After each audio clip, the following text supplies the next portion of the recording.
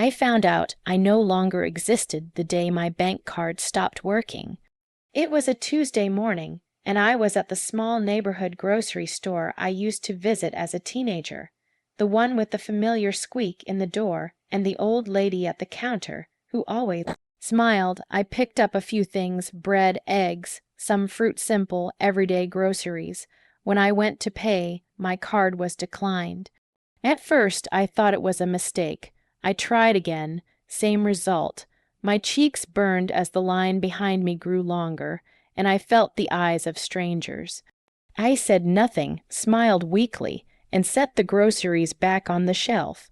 That night I went home and logged into our family's shared accounts, something I hadn't done in years because I trusted my parents implicitly. My name wasn't there. The accounts, the insurance policies, the company documents I had helped organize and maintain. It was as if I had never existed. My heart sank so deep I thought it might never rise again. I called my father. He didn't look up from his phone when he answered. "It's better this way," he said simply. "Clean breaks hurt less." At 22, I was naive, soft-hearted, and trusting. I believed him. I wanted to believe him. I told myself they knew best, that maybe I was overreacting, that my absence from these records was some kind of administrative oversight. But deep down, I already knew. That day, I felt the invisible thread connecting me to my family snap. And it hurt in a way that wasn't physical, but spiritual. I had grown up thinking that family was unconditional, that loyalty and love were constants. Yet here they were, erasing me quietly, methodically, without confrontation or acknowledgement. I felt betrayed, but I also felt strangely hollow, as though the act of erasing my name had carved out a piece of my identity along with it. Over the next few days, I tried to speak to them. My mother smiled gently, brushing off my concerns. She wanted her independence, she said, referring to me in the past tense as if I were already gone. My siblings avoided the topic entirely, and when I confronted my father again, he said nothing more than, "It's for the best." I cried alone, often late at night when the house was quiet, when no one could see. I cried for the person. I had been a young woman who trusted too easily, who believed that love and family would protect her. I cried for the person I would become, learning that silence and retreat could be as necessary as confrontation. I didn't fight, not then. Instead, I walked away quietly, with only my education and my dignity intact. I learned to survive outside their world, to build a life that didn't require their approval, and to treasure the small victories of independence and clarity. Pain became my teacher. Silence became my armor, and trust, once broken, became something I measured carefully rather than gave freely. That first week, I realized something important. Sometimes, the people you love the most are also capable of your deepest disappointment. And sometimes, the only way to protect yourself is to step back, breathe, and quietly build the life they tried to erase. I didn't understand it fully at the time, but that knowledge planted a seed, one that would grow slowly over the next decade, shaping me into a woman who would one day return not with anger, but with truth, clarity, and calm resolve. 10 years ago, my name disappeared from their world, but that absence would eventually teach me who I was meant to be and how power and dignity could exist quietly without needing their approval or even their acknowledgement. 10 years passed, and in those years, I learned the value of silence. At first, it was unbearable every phone call I ignored from relatives, every holiday I skipped. Every wedding invitation I didn't attend felt like another reminder that I no longer existed in their world, but slowly, silence became my teacher rather than my punishment. I built a life away from the family that had erased me. I found work in firms that valued precision, reliability, and integrity over charm or lineage. I learned corporate law, contracts, and negotiations not because I wanted power, but because I wanted to understand how people built empires and, more importantly, how they lost them. I discovered that knowledge, when paired with patience, could protect you in ways anger never could. I remember the nights I sat at my small apartment desk, surrounded by stacks of papers and legal books, thinking about all the times my family dismissed me. Too emotional, they said, too soft. At the time it felt like a curse. Now I realize that softness didn't make me weak. It taught me empathy. It taught me observation, and observation over time became my greatest strength. I watched them from a distance. Social media updates, news articles, the occasional corporate press release, they all told me stories I was technically a part of but emotionally detached from. Awards expansions, smiling photos with captions about family legacy. I didn't correct them, I didn't comment. I let the story be theirs, because for 10 years I learned that pain doesn't need witnesses to be real. Even in my isolation, I kept a folder, a quiet, private habit that eventually became a lifeline. It contained every document I had created, every contract I had drafted, every record I had maintained before they erased me. It wasn't about revenge. It was about clarity, about having the truth ready for the day it was needed. And I updated it every year quietly, systematically, without anyone knowing. It became a part of me, a reminder that even when they tried to remove me, I still existed. Life outside their world taught me boundaries, something they had never respected. I learned that self-respect often meant saying no when everyone else expected yes.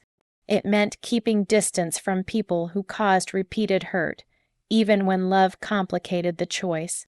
And over time, I learned patience to wait until the right moment to act, until emotion didn't cloud judgment, until clarity replaced hurt. I also learned resilience. There were moments when I felt the old ache, the longing to belong, the desire to be recognized by the people who should have loved me unconditionally. But I learned to breathe through it, to name the feeling without letting it control me. That ache became a teacher, too. It reminded me that while I could not change their choices, I could control mine. Then, one quiet evening, everything shifted. I received a message I had not expected in a decade. Dad, family meeting. Emergency. Tomorrow, 7 p.m. Be on time. I stared at the message longer than I intended. The old me, the soft, trusting, panicked version, might have called, begged, or rushed to prepare an explanation. But the woman I had become, she only noticed what wasn't there. Any acknowledgement of the years I had been absent, any apology, any concern for how I had felt. None of it was present. Instead of panic, I felt clarity. I opened the folder I had maintained for 10 years, the folder with contracts, drafts, and evidence of my meticulous work and rightful place. I knew that tomorrow I would go to the meeting, not as a desperate child seeking approval, but as a calm, capable adult who knew her worth. For 10 years, silence had been my teacher, patience had been my guide, and clarity had become my companion. I didn't know what the meeting would hold, or if my family even understood the gravity of their mistakes. But I knew one thing. I would walk in prepared, calm, and in control, not with anger, not with revenge, but with dignity. 10 years of erasure had done something unexpected. It had given me myself, and that, I realized, was more powerful than any apology they could offer. The boardroom smelled the same as it had a decade ago, polished wood, faint coffee aroma, and the subtle, sterile scent of expensive leather chairs. I hadn't been here in years, yet the familiarity made the moment heavier, like stepping into someone else's story and realizing it was only half yours. Everyone was there, my father, my mother, my siblings, a few executives who looked uncomfortable as I walked past. Eyes flicked toward me, some curious, some nervous, My father, who once dismissed me as too emotional, now seemed momentarily unsteady, as if my presence reminded him of a mistake he had hoped time would erase. "We're glad you came," he said, a careful smile on his face, relief and pride tangled together in a way that felt fragile, almost human. But I didn't speak yet. I simply nodded and took my seat. He began talking about the company's losses. "We've faced bad deals, legal threats, and a shrinking market." He said, "We need unity now. Family matters more than ever." I listened. Always I had learned to listen first, to observe, to weigh words against actions.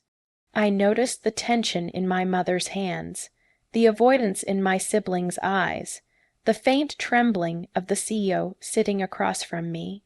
When my father finished, he turned to me. "You worked with contracts once," he said carefully. "We could use your help." I nodded, not in agreement but in acknowledgement. Then I slid a folder across the table. Silence fell. My mother's hands trembled as she opened it, her fingers brushing over documents she had once dismissed. Inside were copies of agreements I had drafted years ago, contracts that outlined ownership rights, ethical obligations, and conditions for company control if those obligations were violated. Conditions they had quietly broken, assuming I would never notice. I looked at them calmly, deliberately, my voice steady. "This is the pattern," I said. "The contracts, the records, the decisions that were made without transparency, they were not mistakes. They were choices, choices that erased me." I didn't raise my voice, I didn't yell, I didn't demand apologies. I simply spoke the truth. Every erased record, every dismissed idea, every unacknowledged contribution, they were documented here. The room was quiet, heavy with realization. My father's face shifted from relief to understanding, though the pride remained stubbornly in place. My siblings whispered to each other, and my mother's eyes glistened not with tears, but with recognition of what had been ignored for too long. "I'm not here to take anything from you," I continued. "I'm here to return what you taught me: silence, patience, and consequences. You see, I learned to survive without recognition. I learned to measure trust carefully. I learned to build a life that didn't depend on approval that would never come. I let my words settle. I didn't look for reactions. I let them come in their own time, as they always do when truth is slow and undeniable." After a long pause, my father spoke quietly. "We should have listened, yes," I said softly. "You should have." The meeting ended without dramatics, without shouting or accusations. There was no public humiliation, no need to assert dominance. My presence, my calmness, and the undeniable clarity of documented truth were enough. They had their chance to understand, to reflect, to act, but not my responsibility. I left the boardroom quietly, the folder still in my hand. Outside, the air was crisp and light. For the first time in years, I felt free, not triumphant, not victorious, but complete. I had returned not for revenge. I had returned to witness the consequences of choices built on exclusion, and to honor the truth I had carried silently for 10 years. And in that quiet dignity, I realized the lesson they had never taught me directly. Power and strength are quiet. They do not need applause, acknowledgement, or revenge. They need only clarity, patience, and the courage to protect oneself. After the meeting, I walked out of the boardroom feeling lighter than I had in 10 years. The city air hit my face, crisp and unfamiliar yet somehow familiar, and I breathed deeply, as if inhaling all the years I had spent invisible. It was strange how calm I felt. No triumph, no gloating, no vindication, only peace. I hadn't come to punish them. I hadn't come to take revenge or humiliate anyone. I had come to witness something far quieter and more powerful, the natural consequences of choices made without integrity. And in that moment, I realized the true strength of what I had built in the 10 years of silence, patience, and reflection. At the edge of the parking lot, I paused. The sun was setting, casting gold across the concrete. For a moment, I thought about the young woman who had once stood alone in that grocery store, whose name had been erased, whose presence had been denied. I smiled faintly, realizing how far I had come. She would be proud of me, proud that I had carried myself with calm, dignity, and intelligence, rather than bitterness or rage. Over the past decade, I had quietly built a life that was my own. I had relationships that honored boundaries, a career that recognized my worth, and a sense of self that no one could erase. All of it had been cultivated in the absence of recognition from my family, and yet it was richer for it. I had learned that the world would not always validate you, but that self-respect was something no one could take away. I did not turn back to check on them. I did not wait for apologies, explanations, or gratitude. Those things were their responsibility, not mine. Instead, I walked forward, every step steady, every thought clear. I felt the quiet weight of 10 years lift, replaced by the lightness of my own agency. Later that evening, I returned home to my small apartment.